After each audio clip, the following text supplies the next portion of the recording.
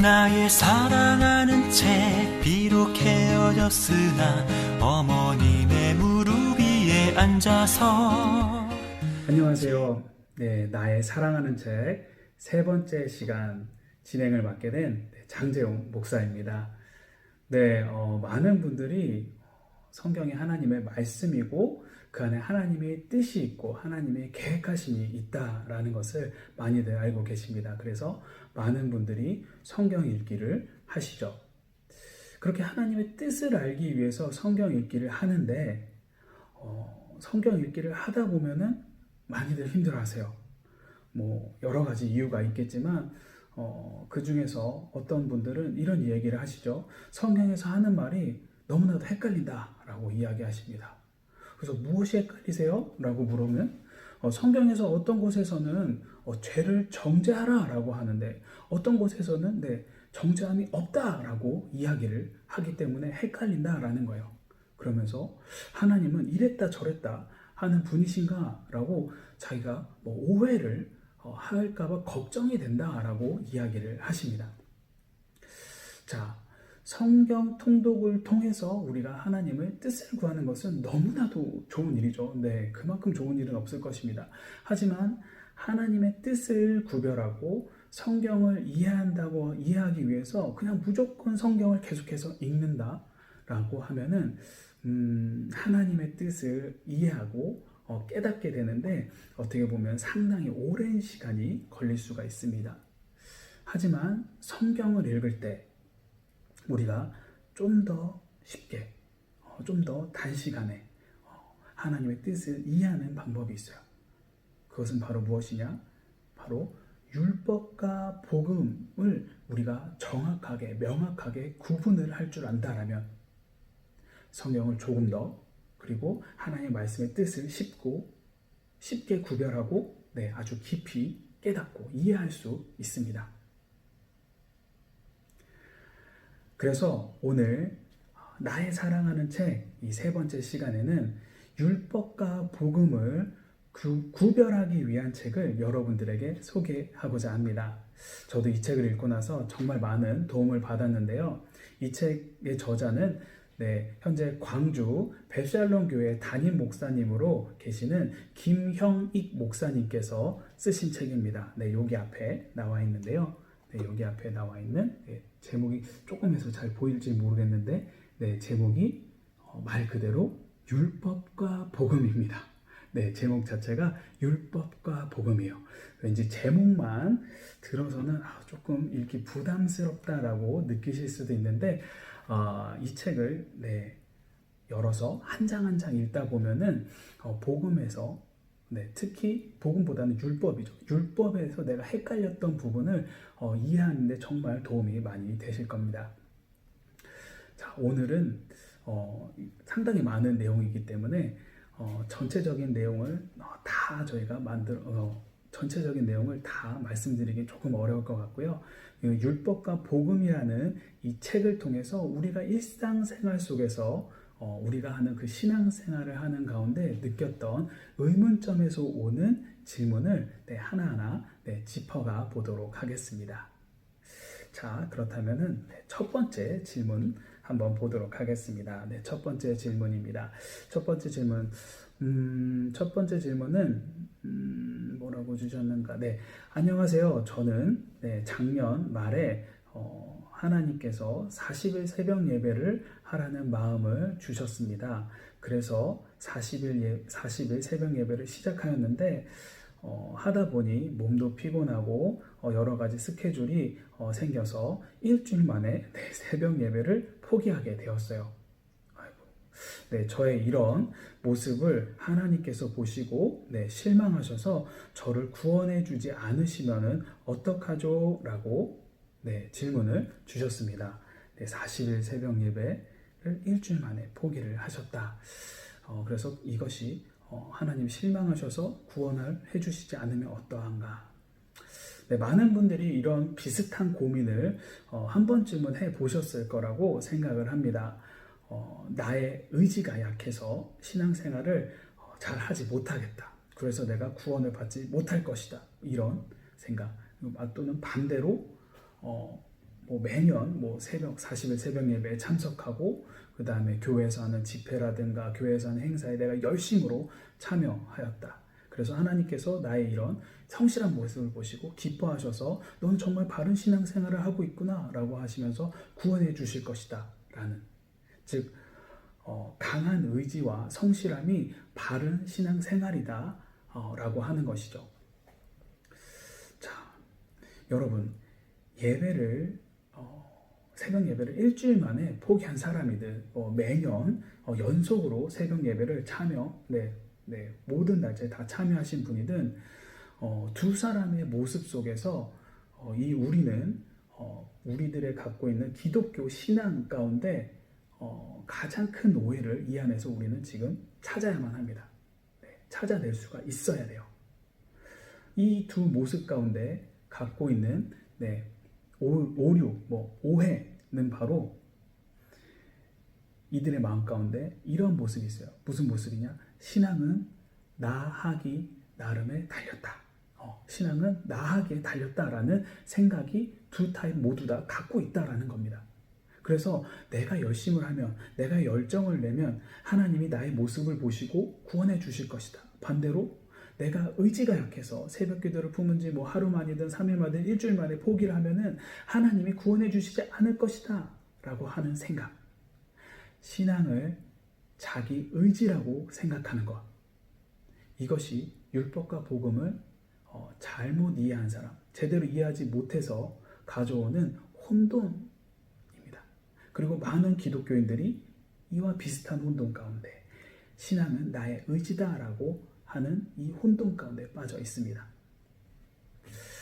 자, 신앙을 내 삶의 모습에 달려 있다라고 생각을 하게 되면은 어떠한가?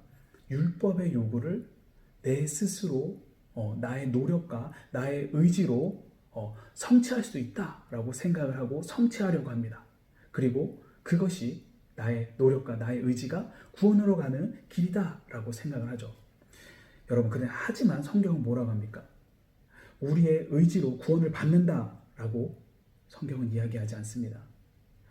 에베소서 2장 8절 말씀이죠. 우리의 구원은 믿음으로 인해 은혜로 구원을 받는다라고 성경은 이야기합니다. 여기서 말하는 은혜는 무엇입니까? 은혜는 바로 죄인으로 구원받을 수 없는 우리가, 구원받을 수 없는 자가 예수님을 믿음으로 누구죠? 성령으로 말미암아 구원을 받는 것, 하나님으로부터 구원을 받는 것, 이것이 바로 은혜입니다. 자, 그렇기 때문에 우리의 그 성실한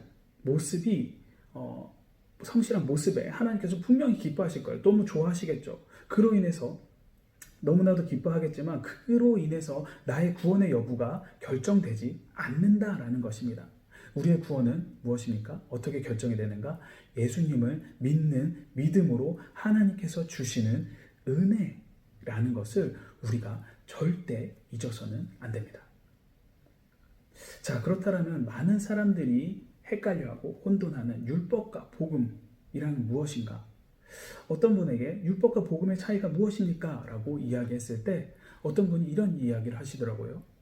구약과 신약이다 라고 말씀하세요. 그러면서 율법은 구약에 있는 것이고 복음은 신약으로부터 나타난 것이다. 그러니까 신약 이후에 사는 우리는 율법을 따를 필요 없다 라고 이야기하십니다.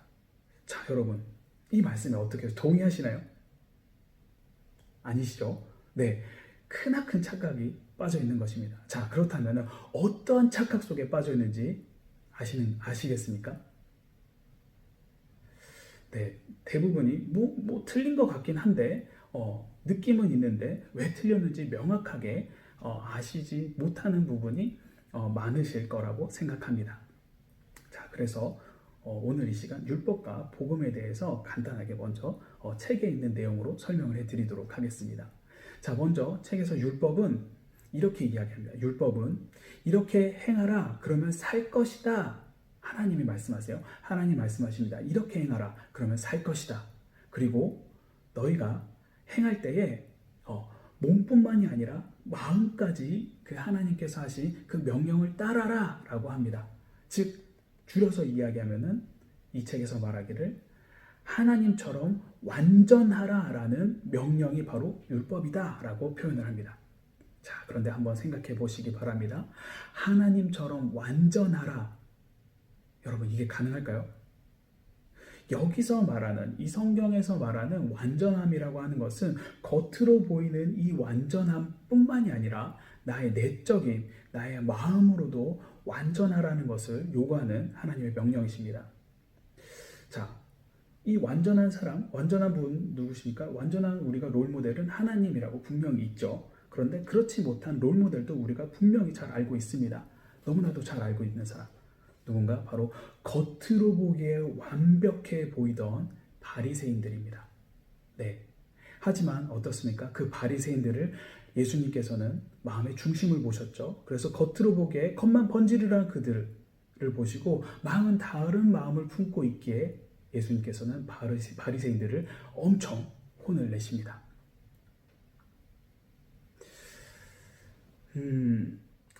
하나님께서 우리들에게, 인류에게 율법을 주셨어요. 적어서 주셨죠. 바로 십계명을 주셨습니다. 이것을 예수님께서는 사람들이 10개나 줘서 헷갈릴까봐 그걸 또 친절하게 몇 개로? 네, 2개로 줄여주셨습니다. 뭐라고 줄여주셨습니까? 바로 하나님을 사랑하라. 그리고 두 번째는 내 이웃을 사랑하라. 자, 예수님께서 말씀하신 하나님을 사랑하라, 그리고 이웃을 사랑하라. 그렇게 들으면 엄청 쉬워 보입니다. 너무나도 쉬울 것 같아요. 왜냐? 우리가 쉽게 이야기하죠. 너 하나님 사랑해? 라고 물었을 때 나 하나님 사랑해. 그럼 너도 네 이웃을 사랑하니? 라고 하면 내 이웃을 당연히 사랑하지. 라고 이렇게 쉽게 대답을 합니다. 자, 이렇게 너무나도 쉬워 보이는데 하나님이 말씀하신 이 사랑이라는 것에 대한 조건을 우리가 명확하게 알게 되면은 이것이 얼마나 어려운 것인지, 얼마나 힘든 것인지 우리는 알게 됩니다. 하나님을 사랑하는데 성경에서 어떻게 사랑하라고 하십니까? 바로 내 마음을 다하고 또 목숨을 다하고 내 힘을 다하여 주 너의 하나님을 사랑하라 라고 합니다. 마음과 목숨과 힘을 다해서 하나님을 사랑하라. 자, 이웃을 사랑하는데 사랑해, 이 정도의 사랑이 아니죠. 이웃은 어떻게 사랑합니까? 내 자신과 같이 사랑하라고 합니다. 내 이웃을 나와 같이 똑같이 사랑하라는 거예요. 자, 이런 조건의 하나님 사랑과 이웃 사랑이라고 하면은 아마가 아니죠. 어느 누구도 이 율법의 완전함을 채울 수 있는 사람은 없을 것입니다가 아니라 없습니다. 없어요. 그 누구도 지키지 못합니다. 하나님께서 주신 이 율법. 자, 그러면 하나님께서 그 누구도 지키지 못한 이 율법을 하나님께서는 우리들에게 왜 지키라고 주신 것일까요? 기껏 하나님을 찬양하라고 하나님께서 하나님의 형상대로 지으시고 생기를 불어 넣으셨는데 이 생기를 불어 넣으신 인간의 그 지키지 못하는 그 고통스러운 모습을 보시려고 하나님께서 만드신 것인가? 아니겠죠. 하나님이 그런 분은 아니십니다. 하나님께서 우리들에게 율법을 주신 명확한 목적이 있어요. 하나님께서 우리들에게 율법을 주신 그 목적은 무엇인가? 책의 표현으로는 우리가 스스로 누구인지 알 수 있도록 비치는 거울의 역할을 하라고 율법을 주셨다라고 합니다. 그래서 하나님께서 주신 그 율법을 가지고 나의 모습이 어떤가, 나의 상태가 어떤가, 그것을 하나하나 짚어보라는 것이죠. 그래서 내가 하나님 이외에 혹시나 이성 친구나 아니면은 돈을 더 믿고 의지하고 있지는 않은가, 또는 나의 바르지 못한 모습으로 인하여서 술을 마신다든가 담배를 핀다든가 또는 크리스찬이라고 이야기하면서 욕을 한다든가 그런 모습으로 다른 사람의 시험이 들어서 하나님과 멀어지고 있지는 않은가, 또는 그 순간의 상황을 모면하기 위해서 내가 거짓된 모습을 보여주고 있지는 않은가, 이것을 하나하나 짚어가면서 생각을 해보라는 것입니다. 그러면서 그 율법을 지키지 않았을 때에 하나님께서 어떠한 심판을 하셨는지, 그리고 계속해서 그런 지키지 않았을 때 선지자를 통해서 하나님께서 어떠한 모습을 우리들에게 원하시는지 그것을 깨달으라고 주신 것이죠. 율법을 통해서 우리들의 죄를 드러나게 하시고, 그리고 죄와 형벌에 대한 두려움을 통해서 죄를 억제하게 하고, 그리고 하나님이 알려주신 하나님의 뜻을 알아서 하나님을 기쁘게 섬기는 것, 이것이 바로 하나님께서 우리들에게 율법을 주신 목적입니다. 자, 그렇다면 이어지는 복음이란 무엇인가? 너무나도 많은 분들이 잘 알고 계시겠지만, 복음이라고 하는 것은 하나님께서 우리들에게, 아까 율법은 명령이라고 했죠? 네, 복음이라고 하는 것은 하나님께서 우리에게 주신 뭔가 약속이다 라고 이야기합니다. 그래서 내가 너를 위해서 다 해놨다. 그러니까 너는 그렇게 살면 돼. 모든 것이 그리스도 하나님께 달려 있으니, 그리고 내가 이 모든 것을 다 이루었으니 너는 어떻게 나만 믿고 따라와 라고 하는 것입니다. 즉 하나님의 약속과 하나님께서 우리에게 하는 격려가 바로 이 복음입니다. 짧게 줄여서 이야기하면은, 복음이란 그리스도께서 나를 대신해서 율법이 원하는 그 요구를 100% 이루어 주셨다라는 것이 바로 복음입니다. 자, 그렇다면 오늘 또 다른 질문이 있죠. 두 번째 질문입니다. 네, 두 번째 질문은, 네, 저는 대학생입니다. 제가 고등학교 때까지는 교회를 정말 열심히 다녔어요. 찬양팀도 하고 부흥 집회도 다니고 열심히 신앙생활을 했습니다. 하지만 대학교에 가면서부터 세상 친구들과 가깝게 지내다 보니 하나님과는 멀어진 삶을 살게 되었고, 지금도 그렇게 살고 있어요. 아이고, 조금 안타깝네요. 자, 교회에 다시 가고 싶은데 가고 싶다라는 생각을 하는데, 하나님을 믿는 사람은 죄를 지으면 안 된다는 말을 듣고 죄를 짓지 않고 살 자신이 없어서, 네, 죄를 짓고 살 자신이 없어서 교회에 가지 못하고 있습니다. 정말 하나님을 믿으면 죄를 짓지 말아야 하는 건가요? 라는 질문을 주셨네요. 자, 한마디로 이야기하면은 죄를 지으면 하나님의 자녀가 아닌가요? 라는 그런 질문인 것 같습니다. 이 질문을 받았을 때 저의 모습이 조금 생각났어요. 저도 이것 때문에 고민을 참 많이 했습니다. 주님을 만난 이후에도 끊임없이 계속해서 죄를 짓는 저의 모습을 보고 이런 고민을 해서, 내가 정말 하나님을 만난 것이 맞는가? 내가 정말 하나님 만난 사람인가? 그냥 순간적인 감정적인 것이었는가? 라고 생각을 했던 적이 있습니다.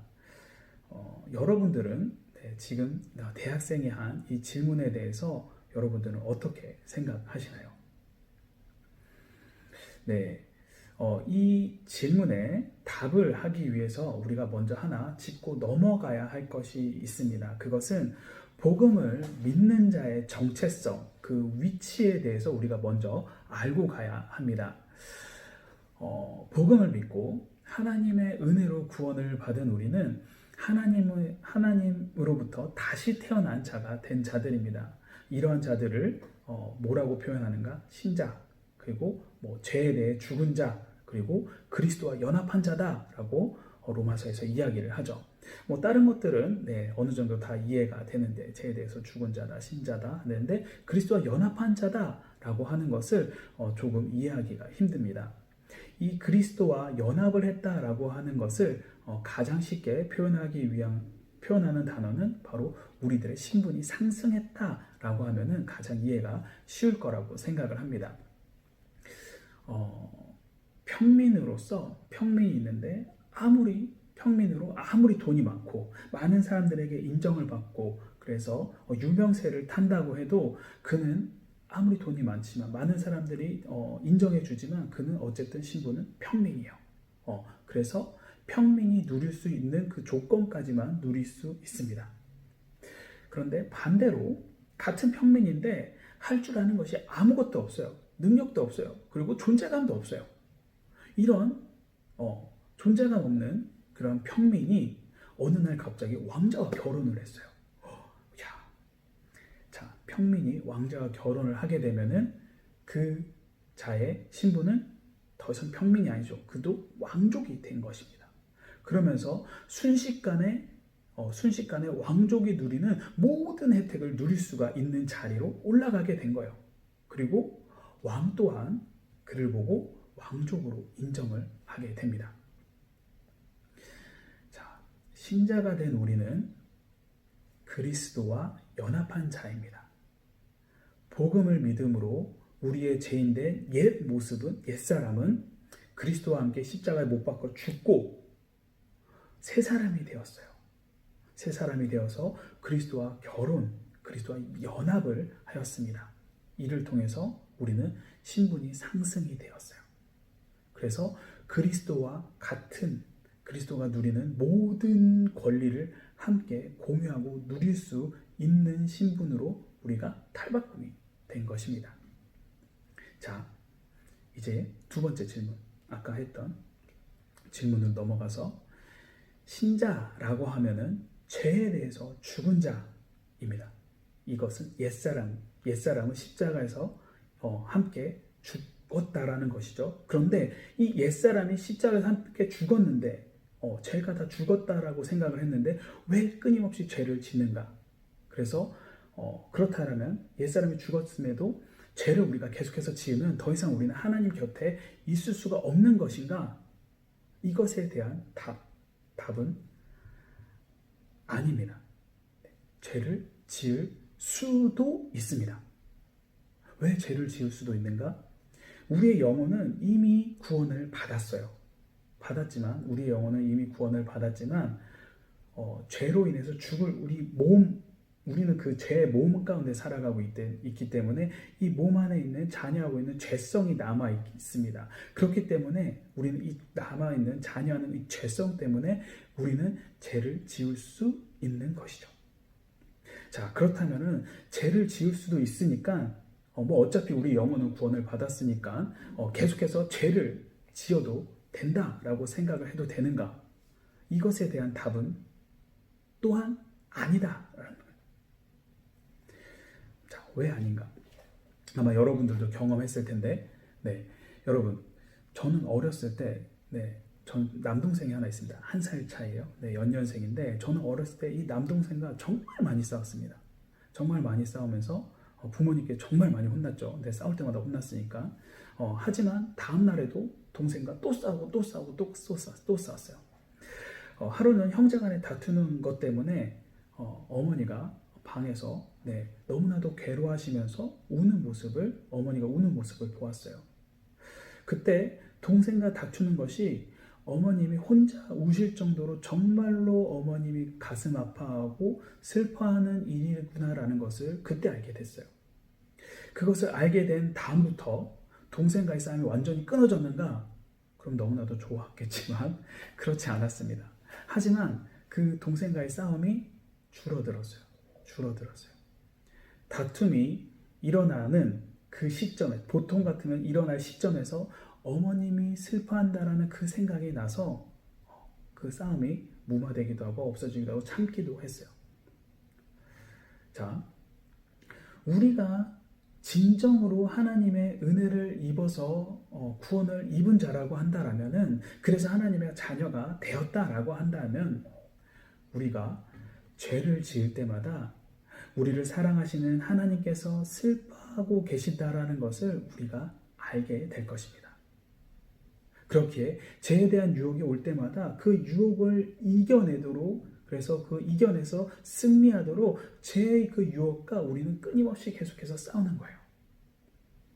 자, 하지만 그 싸움 가운데 우리가 매번 승리를 할 수는 없을 것 같습니다. 없죠. 왜냐하면 질 때도 있으니까. 그러면 우리가 그렇게 해서 죄를 지었을 때는 어떻게 해야 되는가? 내가 또 죄를 지었구나. 나가 죽어야지. 예수님이 나를 위해서 돌아가셨는데 어떻게 내가 죄를 지을 수 있는가? 라고 하면서 포기하고 예수님을 떠나야 하는 것인가? 답은 또 그렇지 않다라는 것입니다. 우리는 그렇게 우리가 승리하지 못하고 죄를 지을 때마다 우리는 무엇을 해야 될까요? 바로 회개를 해야 합니다.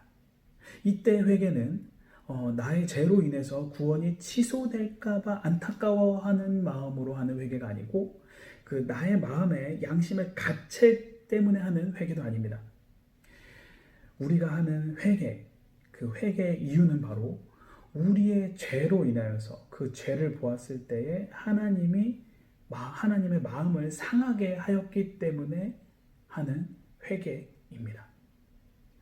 죄로 인한 벌을 면하기 위한 회개가 아니라 주님께서 피를 흘려 죽으심을 우리가 그 회개하는 가운데 다시 한번 생각하고 하나님께서 주신 구원의 은혜를 다시 한번 생각하는, 그래서 복음으로 돌아가는 회개를 우리는 해야만 합니다.